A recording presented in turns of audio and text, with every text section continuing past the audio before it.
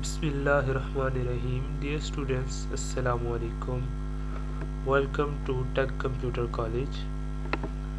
Last video में हमने Lahore board के 2020 के पेपर में पूछे गए प्रोग्राम को सॉल्व किया था। सिंपल सा प्रोग्राम था जिसके अंदर हमने किसी भी नंबर का फैक्टोरियल फाइंड करना सीखा था। हमने एक टर्बो सी प्लस प्लस में प्रोग्राम लिखा था जो कि यूज़र के दिए गए नंबर का फैक्टोरियल फाइंड करके बताता था। अगर आपने वो वीडियो नहीं देखी तो लिंक डिस्क्रिप्शन में मौजूद है, वहाँ से जाके देख लें। आज हम 2020 के पेपर में पूछे गए MCQs को सॉल्व करेंगे। उनके आंसर्स, करेक्ट ऑप्शंस कौन सी है, किस तरह से है, उसको एक्सप्लेन करेंगे। और इंशाल्लाह नेक्स्ट वीडियो में, जो कि इसके बिल्कुल फ़ौरन बाद ही नेक्स्ट वीडियो आएगी, उसके अंदर मैं आपको बताऊंगा कि पेपर की मार्किंग किस तरह से की जाती है। ठीक है, कि लाहौर बोर्ड के अंदर आपको जब आप पेपर देते हैं तो पेपर अटैम्प्ट किस तरह से करते हैं, और जो पेपर मार्किंग होती है, पेपर चेक कर रहा होता है एग्जामिनर, वो किस क्राइटेरिया के ऊपर आपके मार्क्स आपको देता है और किस क्राइटेरिया के ऊपर मार्क्स डिडक्ट करता है। कौन सी चीज़ें क्वेश्चन में आपने क्वेश्चन के आंसर में लिखनी ज़रूरी होती है और कौन सी नहीं, ये हम नेक्स्ट वीडियो में डिस्कस करेंगे। उससे पहले आज हम MCQs डिस्कस करेंगे। 2020 के पेपर में पूछे गए MCQs को डिस्कस करेंगे। तो अगर आपने चैनल को सब्सक्राइब नहीं किया तो फ़ौरन से सब्सक्राइब कर लें, लाइक करें, शेयर करें और बेल आइकन को भी दबाएं, ताकि जैसे ही नेक्स्ट वीडियो आए जिसमें हमने क्राइटेरिया डिस्कस करना है, मैं आपको बताऊंगा कि एग्जामिनर जो पेपर चेक कर रहा होता है लाहौर बोर्ड का क्राइटेरिया क्या है, क्या डायरेक्शंस लाहौर बोर्ड देता है अपने एग्जामिनर्स को पेपर चेक करने से पहले, कि उन्होंने किन इस इंस्ट्रक्शंस को फॉलो करते हुए पेपर को चेक करना है। तो अभी फ़िलहाल MCQs की तरफ चलते हैं। तो सबसे पहले देखिए, जैसा कि आपको पता है कि जो सेकेंड ईयर का कोर्स है कंप्यूटर साइंस का, उसमें के दो पार्ट है। एक MS एक्सेस डेटाबेस का पार्ट है और एक C लैंग्वेज प्रोग्रामिंग का पार्ट है। तो इसमें देखिए जो MCQs सबसे पहले हमें दिए गए हैं वो MS एक्सेस डेटाबेस के क्वेश्चन हैं। मैंने अपनी एक और वीडियो में पेपर पेयरिंग स्कीम भी आप लोगों के साथ डिस्कस की थी, ICS की पेपर पेयरिंग स्कीम, के किस चैप्टर से, बुक के किस चैप्टर से कितने MCQs आएंगे, कितने शॉर्ट क्वेश्चन आएंगे और कितने नंबर का पेपर किस चैप्टर से आएगा। वो वीडियो भी का लिंक भी डिस्क्रिप्शन में मौजूद है, आप वहाँ से जाके देख सकते हैं। अभी हम MCQs की तरफ चलते हैं। तो देखिए, सबसे पहला MCQs आपके सामने है। Find and replace command is found in MS Access, यानी कि MS एक्सेस में जो फाइंड एंड रिप्लेस की कमांड है वो कहाँ पर हमें मिलती है, तो वो हमें एडिट मेन्यू में मिलती है, फाइल मेन्यू में, टूल्स में और व्यू मेन्यू में ये कमांड हमें नहीं मिलती। हमें जो फाइंड एंड रिप्लेस की कमांड है वो एडिट मेन्यू में मिलती है। तो जो ऑप्शन ए है ये बिल्कुल करेक्ट है। ऑप्शन ए को आप लोग मार्क करेंगे। इसी तरह सेकंड क्वेश्चन देखें, a virtual table that is constructed with other table is called view. ठीक है जी, जो वर्चुअल टेबल होता है डेटाबेस के अंदर, जो कि किसी और टेबल की मदद से बनाया जाता है, उसे हम क्या कहते हैं, व्यू कहते हैं। ठीक है जी, क्योंकि रिलेशन तो आपको पता है, रिलेशन और टेबल तो एक ही चीज़ होती है, लिहाजा ये तो नहीं हो सकते। और जो टपल है इसका भी आपको पता है, जो एक रो होती है या एक कॉलम होता है उसको हम टपल कह देते हैं। तो व्यू जो है वो करेक्ट ऑप्शन है क्वेश्चन नंबर 2 की। करेक्ट आंसर क्वेश्चन नंबर 2 का जो है वो व्यू है। ऑप्शन नंबर बी जो है वो करेक्ट है। थर्ड क्वेश्चन देखिए, the maximum number of table in database can be, ज़्यादा से ज़्यादा कितने टेबल्स हो सकते हैं किसी भी डेटाबेस के अंदर। नीचे ऑप्शंस दी हुई है 1, 2, 3 या एनी। तो ये डिपेंड करता है डेटाबेस के ऊपर कि डेटाबेस किस तरह की है, कितने टेबल्स आप उसमें जो बना रहे हैं, क्रिएट करवा रहे हैं, वो डिपेंड करता है डेटाबेस की नेचर पे। तो कोई भी नंबर ऑफ टेबल्स हो सकते हैं according to your need, according to your requirement. कोई स्पेसिफिक नंबर नहीं है कि किसी भी डेटाबेस में एक ही टेबल होगा, या 2 ही हो सकते हैं, या 3 हो सकते हैं, या इससे ज़्यादा नहीं हो सकते।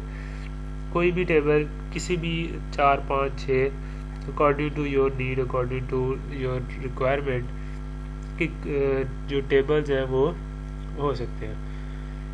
तो क्वेश्चन नंबर 4 की तरफ देख चलते हैं। Which auto form display 1 record at a time. ठीक है जी, वगैरह कौन सा ऑटो फॉर्म है जो एक टाइम पे एक रिकॉर्ड हमें दिखाता है। तो वो हमें पता है कि कॉलमनर जो है कॉलम, वो हमें एक टाइम में एक रिकॉर्ड दिखाता है। तो ऑप्शन ए जो है वो बिल्कुल करेक्ट है। तो नेक्स्ट क्वेश्चन की तरफ चलते हैं। क्वेश्चन नंबर 5 देखें। क्वेश्चन नंबर 5 में लिखा हुआ है अ सब form can be created using. तो एक सब फॉर्म, आपको पता है सब फॉर्म क्या होता है? Form within a form. Excel के अंदर सॉरी एमएस एक्सेस के अंदर जब हम फॉर्म्स को क्रिएट करते हैं तो एक फॉर्म के अंदर अगर हम एक और फॉर्म लगाते हैं तो उसे हम सब फॉर्म कहते हैं। तो वो पूछ रहा है कि जो सब फॉर्म है वो हम कैसे क्रिएट कर सकते हैं। ड्रैग एंड ड्रॉप मेथड से कर सकते हैं, फॉर्म विजिट से कर सकते हैं, सब फॉर्म विजिट से कर सकते हैं, या ऑल ऑफ अबव। तो आपको पता है कि हम तीनों मेथड से ड्रैग एंड ड्रॉप से भी कर सकते हैं, और फॉर्म विजिट से भी कर सकते हैं, और सब फॉर्म विजिट से भी फॉर्म इंसर्ट करवा सकते हैं एक दूसरे फॉर्म में। ठीक है जी, सब फॉर्म इंसर्ट करवा सकते हैं। तो तीनों ऑप्शंस करेक्ट हैं, लिहाजा इसका जो आप एग्जाम में अगर ये क्वेश्चन आता है तो इसकी जो करेक्ट ऑप्शन होगी वो ऑप्शन नंबर डी होगी।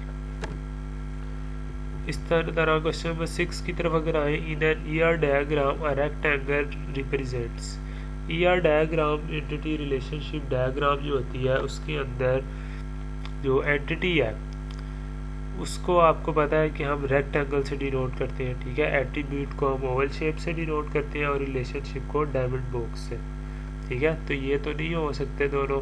कार्डिनल्स जो है, कार्डिनल्स कार्डिनलिटी मोडलिटी उसके और सिंबल्स होते हैं, क्रोफुट होता है और सर्कल होता है। तो पीछे सिर्फ एंटिटी जो है वो बचती है, लिहाजा जो रेक्टेंगल होती है ईआर डायग्राम में रेक्टेंगल से हम एंटिटी को शो करते हैं। लिहाजा क्वेश्चन नंबर 6 की जो करेक्ट आंसर है वो ऑप्शन ए है। तो नेक्स्ट हम चलते हैं क्वेश्चन नंबर 7 की तरफ, जो कि प्रोग्रामिंग से है, सी लैंग्वेज या विजुअल बेसिक से। तो इसमें देखिए लिखा हुआ है द एक्सप्रेशन 8 mod 2 gives। ठीक है, इसको मोड पढ़ेंगे हम, इसे परसेंटेज नहीं पढ़ना, आपने परसेंटेज का सिर्फ साइन लगा हुआ है, लेकिन इसको हम मॉडुलस ऑपरेटर कहते हैं। ठीक है जी, जो परसेंटेज का सिंबल होता है वो as a modulus operator use होता है। मॉडुलस क्या होता है? मॉडुलस हमें रिमाइंडर देता है। ठीक है जी, जब हम दो नंबर्स को डिवाइड करते हैं, मिसाल के तौर पे अगर हम 5 को 2 पे डिवाइड करेंगे तो हमारे पास रिमाइंडर क्या बचेगा? 1 बचेगा। ठीक है, तो वो जो 1 होगा वो मॉडुलस होगा। ठीक है जी, इसी तरह वो कह रहा है कि अगर 8 मॉडुलस 2 गिव्स, मतलब 8 को 2 पे डिवाइड करें तो रिमाइंडर क्या बचता है, इसका मतलब ये है। तो आप जाहिर सी बात है जब हम 8 को 2 पे डिवाइड करेंगे तो रिमाइंडर तो 0 बचेगा। तो ऑप्शन ए में देखिए 0 उसने दिया हुआ है, लिहाजा जो करेक्ट ऑप्शन है वो ऑप्शन ए है। इसी तरह नेक्स्ट देखें question number 8, which file can store text only. वगैरह जी, कौन सी ऐसी फाइल है जो सिर्फ टेक्स्ट को स्टोर करती है? तो वो टेक्स्ट फाइल है। ठीक है जी, बाइनरी फाइल में आपको पता है ऑप्शन ए में उसने दिया हुआ है बाइनरी फाइल। तो बाइनरी फाइल में आपको पता है 0 और 1 होते हैं, बाइनरी फाइल में टेक्स्ट तो नहीं होता, लिहाजा ऑप्शन ए तो नहीं हो सकती। एक्जी फाइल होती है, EXE फाइल ऑप्शन बी में लिखा हुआ है। तो एक्जी फाइल आपको पता है किसी प्रोग्राम की फाइल होती है, एग्जीक्यूटेबल फाइल होती है, तो ये भी नहीं हो सकती। ऑब्जेक्ट फाइल भी नहीं हो सकती, क्योंकि आपको पता है कि जब हम कोई भी प्रोग्राम सी लैंग्वेज में लिखते हैं तो उसकी 2 फाइल्स बनती हैं, एक सोर्स फाइल होती है और एक ऑब्जेक्ट फाइल होती है, लिहाजा इसका भी इससे कोई ताल्लुक नहीं है। टेक्स्ट फाइल जो है ये करेक्ट ऑप्शन है क्वेश्चन नंबर 8 की। ठीक है जी, इसका आंसर डी है। इसी तरह क्वेश्चन नंबर 9 की तरफ चलते हैं। तो क्वेश्चन नंबर 9 देखें, multiple arguments to a function are separated by. किसी भी फंक्शन के अंदर जो मल्टीपल आर्गूमेंट्स होते हैं, आर्गूमेंट्स क्या होते हैं, उसके जो पैरामीटर्स होते हैं, उसकी लेंथ होगी, उसमें जो वेरिएबल्स वगैरह होते हैं, उनको हम किस तरह से सेपरेट करते हैं। तो ऑप्शंस में उसने दिए हुआ है कमेंट्स, सेमीकोलंस, कॉलन्स या कोमास। तो कमेंट्स तो ज़ाहिर है नहीं हो सकता, कमेंट्स के लिए तो हम डबल स्लैश यूज़ करते हैं सी लैंग्वेज के अंदर। सेमी कॉलन भी नहीं हो सकता, सेमी कॉलन तो as a statement terminator use होता है सी लैंग्वेज में। ठीक है, किसी भी हर स्टेटमेंट के आगे हम सेमी कॉलन लगाते हैं सी लैंग्वेज में, जिससे कंपाइलर को ये चीज़ पता चलती है कि यहाँ पर ये स्टेटमेंट एंड हो चुकी है, लिहाजा ऑप्शन बी भी नहीं हो सकता। कॉलन भी नहीं है। ठीक है जी, तो एंड पे कोमास बचता है, तो कोमास से हम सेपरेट करते हैं किसी भी फंक्शन के आर्गूमेंट्स को। इसी तरह क्वेश्चन नंबर 10 की तरफ अगर चले, which is equivalent to P greater than equal to Q. ठीक है जी, तो ऑप्शन ए में देखिए दी हुई है उसने P less than Q, be greater than Q, और ऑप्शन सी में देखें लिखा हुआ है P less than Q bracket में और बाहर एक नॉट इक्वल टू का साइन लिखा हुआ है, डला हुआ है, जिसे आप फैक्टोरियल भी बोल सकते हैं। और डी ऑप्शन में पी लेस देन क्यू लिखा है और एक फैक्टोरियल का साइन साथ दिया गया। तो इसमें देखें, सबसे पहले तो क्वेश्चन 10 में अगर हम इसकी एक्सप्रेशन की बात करें जो क्वेश्चन में दिया गया, तो इसमें देखें सिंपल लिखा हुआ है पी ग्रेटर देन और इक्वल टू क्यू। ठीक है जी, तो इसमें सबसे पहले अगर हम ऑप्शन ए देखें तो पी इसमें तो लेस देन क्यू है, तो ये ऑप्शन ट्रू नहीं हो सकती। इसमें क्यू पी जो है वो ग्रेटर देन क्यू तो है लेकिन इक्वल टू नहीं है, लिहाजा ये भी नहीं हो सकती। ऑप्शन डी की अगर बात करें तो पी लेस देन क्यू है, लिहाजा ये तो पीछे सी वाली ऑप्शन बच जाती है जो जिसमें लिखा हुआ है कि जो पी है वो लेस देन क्यू है और आगे लिखा हुआ है फैक्टोरियल का साइन, लिहाजा जो ऑप्शन सी है ये करेक्ट ऑप्शन मानी जाएगी। What is ASCII code of escape key. तो ये आपको पता है एस्केप की का जो आस्की कोड होता है वो 27 होता है, तो 25 तो नहीं होता, 26 भी नहीं, 28 भी, 27 एस्केप की का आस्की कोड होता है। इसी तरह a statement written by a programmer called source code. ठीक है जी, आपको पता है प्रोग्रामर जो भी कोड लिखता है उसको सोर्स कोड कहते हैं। ऑब्जेक्ट कोड क्या होता है, ऑब्जेक्ट कोड वो होता है जो फाइल हम यूज़र के पास यूज़र को देते हैं, तो जो प्रोग्रामर लिखता है वो सोर्स कोड होता है, लिहाजा ऑप्शन ए जो है वो करेक्ट मानी जाएगी। इसी तरह क्वेश्चन नंबर 13 देखें, the symbol for address operator. Address operator के लिए कौन सा सिंबल यूज़ होता है, एंड साइन यूज़ होता है। ठीक है जी, एड्रेस ऑपरेटर का मतलब क्या है, जो कि किसी ऑपरेटर का एड्रेस बताता है। मिसाल के तौर पे आप अगर स्कैन एफ यूज़ करते हैं तो उसमें आप क्या जो वेरिएबल के साथ सिंबल लगाते हैं वो एंड साइन लगाते हैं यूज़र से इनपुट लेने के लिए। तो ये वही पूछ रहा है कि कौन सा सिंबल यूज़ होगा, तो ये तो और ऑपरेटर है, ये एंड ऑपरेटर है, ये फैक्टोरियल है, तो ऑप्शन सी जो है वो करेक्ट है। इसी तरह वेरिएबल आर क्रिएटेड इन, वो कह रहा है जी वेरिएबल कहाँ पर क्रिएट होते हैं, तो हम सबको पता है कि वेरिएबल रैम में क्रिएट होते हैं, मेमोरी में क्रिएट होते हैं। वेरिएबल होते क्या है, नेम्ड मेमोरी लोकेशन होते हैं, वेरिएबल का नाम ही नेम्ड मेमोरी लोकेशन है। ठीक है, तो ये जब भी हम कोई वेरिएबल डिक्लेयर करवाते हैं सी लैंग्वेज में या विजुअल बेसिक में, सी लैंग्वेज में आपको पता है वेरिएबल जब हम डिक्लेयर कराते हैं हम स्टेटमेंट लिखते हैं इंट ए। ठीक है, इंट ए आगे सेमीकोलन, तो इसका मतलब होता है कि ए नाम का एक वेरिएबल रैम में मेमोरी में डिक्लेयर हो चुका है।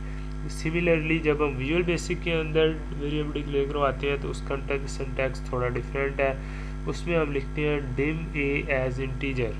ठीक है जी, तो जब हम डिम ए एज इंटीजर लिखते हैं तो वो भी सेम काम करता है, रैम में मेमोरी में जाके एक स्पेस खाली करवाता है उस वेरिएबल के नाम की, जहाँ पर आके फिर वेरिएबल की वैल्यू स्टोर होती है। लास्ट MCQs की तरफ अगर चले तो लिखा हुआ है a loop which never ends is called.